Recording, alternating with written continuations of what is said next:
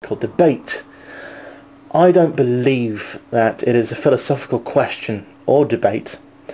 I think it is a very serious discussion of discourse which needs to happen in order for the continuation of the human race. This may seem like an alarmist atheist statement. The truth is, however, that the different factions within world powers are inextricably linked with the idea of an invisible man in the sky, or not an invisible man but an invisible entity watching everything we do. Politics in the United States, for example, is undeniably linked within the Christian faith, and it is worrying to me that foreign policy and continuation of imperialism in countries should be carried out under the name of an invisible being in the sky watching everything we do. So I'm saying there that God and politics are like this, and the idea is somewhat crazy of an invisible being in the sky watching everything we do, and it worries me that these two are interlinked. How can you reconcile that with rationality? And today, if a man today was to claim he was a son of God, which has happened in recent times, and that God was speaking to him, they might be at the very least deemed to have a mental illness, such as schizophrenia. So why do people believe that a man who claimed to have been the son of God 2,000 years ago, or in the case of Islam, a prophet who claimed to speak to God, why do people believe that this is the case 2,000 years ago, when today any such revelations would be classed as mental illness? It seems to me that there's a mass hysteria. Religion is a mass hysteria which has infected many people, and just because 1 million or so people believe in such an idea, and such an absurd idea, it doesn't make it true. It seems to me that preaching to already ingrained mindless people who cannot break the cycle of believing in an archaic idea of an invisible being in the sky is a largely thankless task. Now, I'm not saying that there aren't people that believe in religion are not intelligent.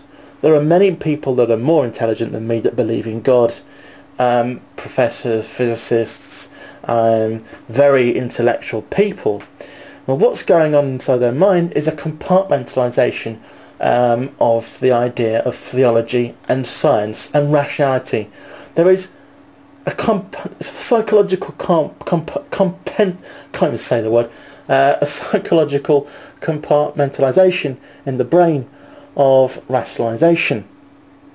Now, this goes back to the indoctrination from a very early age. If your indoctrination is so strong, there's a theory which is called critical period hypothesis, which says that by an early age all your beliefs are set for life. So this is why there is a disconnect, and it would not be a problem if if things were carried out in the name of religion, which were terrible, and it would be fine if religion didn't act as a cultural buffer which divides everybody. It divides Islam from Christianity. It divides the Jewish faith from other faiths, and it's largely incompatible with science, rationality, and generally the furtherance of the human race. So it seems to me that preaching, as I've said, to these indoctrinated people who are not necessarily mindless, but are just they can't see the wood for the trees, and it's a mental compartmentalisation. Now, it is largely a thankless task to try and preach to these people, and they cannot be reached. They are beyond hope. Now, if this is perhaps a bitter sounding pill to swallow, and at least consider the option of giving young people in the classroom to hear both sides of the argument.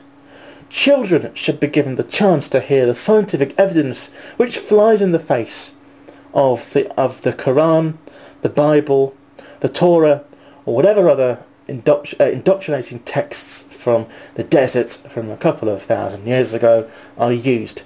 With giving children an alternative worldview, it might be possible to open up their eyes that there is another way. Believing in atheism is not the same as believing in a God. Atheism is based on empirical, tangible evidence. Religion is not.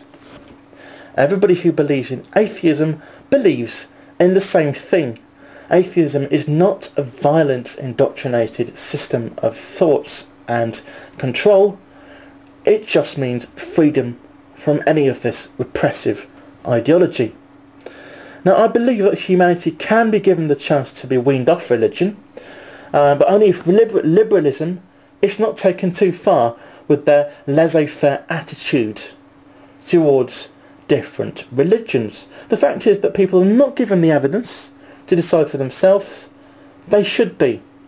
And if we look at the national curriculum, for example, many more hours are given to explaining the different faiths: Christianity, Islam, the Jewish faith, Sikhism, Buddhism. All these different ideologies are given a lot of time in the classroom, and secularism is only just briefly touched on. And the only time when evolution is taught in the science classroom is a very small snippet of the classroom. How can a lifetime of indoctrination be fair to children? It is not fair. It is damaging to the minds of people, of adults, and it would be fine, as I said, if it was just kept at home or in the mind. Now, these people, these religions, have extremely powerful influences within the government. They are funded by taxpayers. They are not only funded by taxpayers, they don't have to pay tax.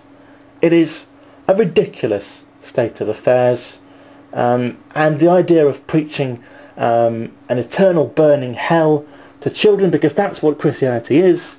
It is. You cannot believe in Christianity without believing in an everlasting burning hell. And if you are a good person throughout your life, but don't believe in God, the idea of burning in an eternal hell is, quite frankly, offensive and ridiculous. Now, those are my thoughts on religion. And I'm not alone, thankfully. Unfortunately, I am in the minority. And the thing is that most people don't even question the idea of religion and how divisive it really is. People don't think about it. And the people that I've spoken to that claim to be secularists don't even sort of think about it in this kind of context.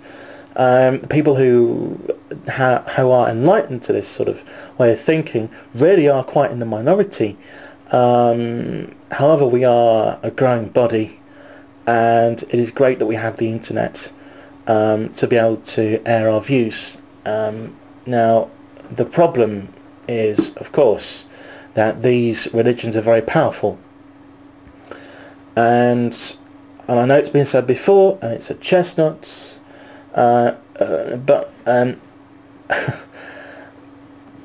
it might sound a bit right wing, possibly it might be, but why should religions such as Islam be given priority to be taken offensively when we sort of maybe mock Muhammad in a contextualized reasonable discussion of religion?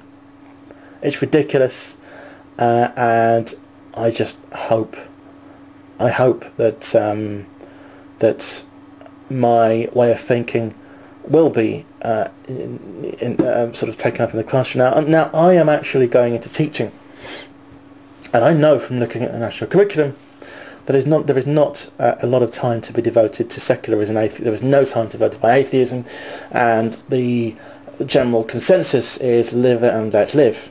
Well, if we do live and let live, then we will be living to let everybody die, because it seems to me that Western ideology and Middle Eastern ideology, which is entirely religion based, it is entirely religiously based, is disgusting.